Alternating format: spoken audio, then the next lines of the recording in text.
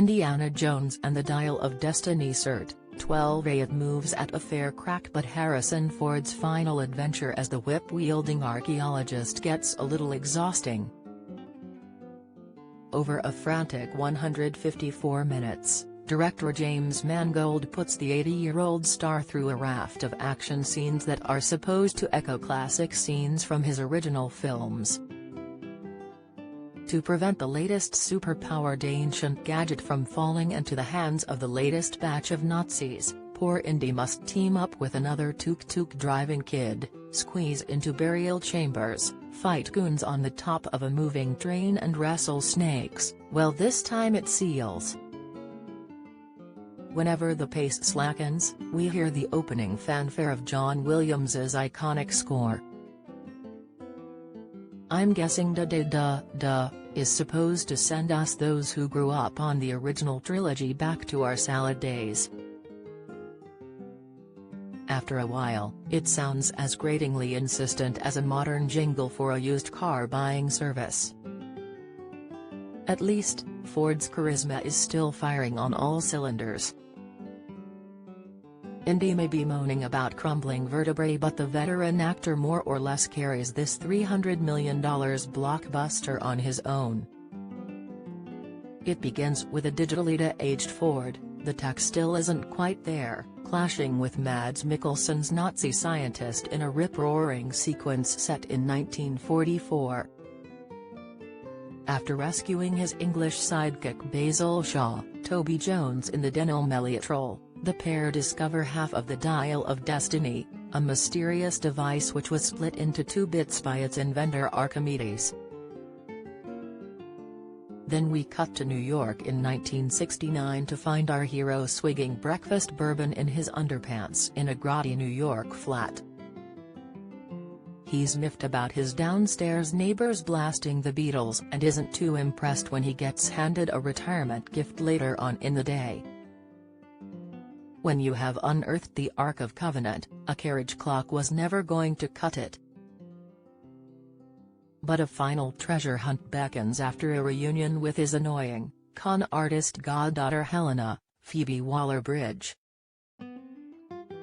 She wants to get her mitts on the Dial of Destiny to raise some cash, and Mikkelsen's German Boffin, now a US rocket scientist, wants to use it to goose-step back into his past.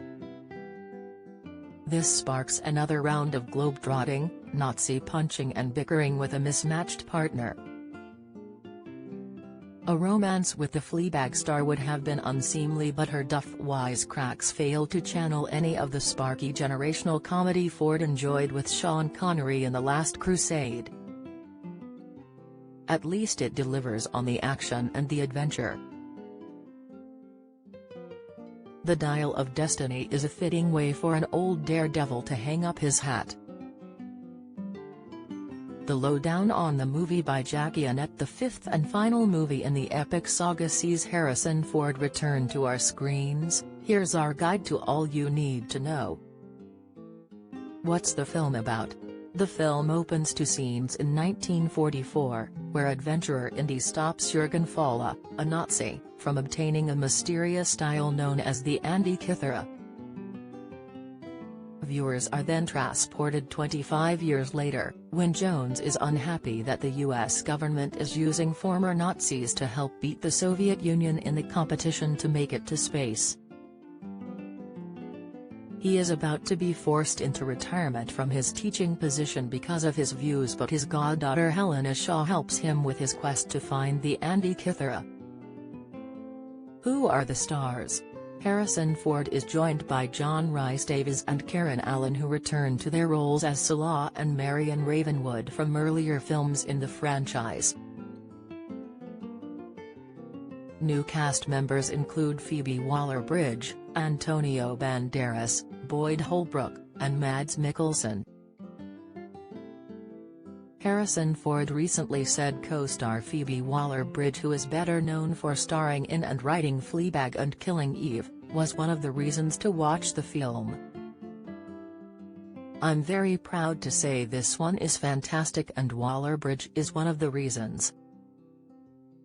Indiana Jones movies are about mystery and adventure, but they're also about heart. I'm really happy that we have a really human story to tell, as well as a movie that will kick your ass. While the other 4 films in the franchise have been directed by Steven Spielberg, this time around it's James Mangold who recently tweeted, "I understand wariness. I live it. I don't know if I'll make you happy, but we will knock ourselves out trying to make something good." Where is the show filmed? Indiana Jones and the Dial of Destiny was filmed in various locations including the UK, Italy and the US. The North Yorkshire Moors Railway was used for a scene in which there's an escape from a Nazi prison camp. Meanwhile, a street in Glasgow doubled for an American parade, and Cullimore Harbour in Dublin, Ireland, was also used during filming.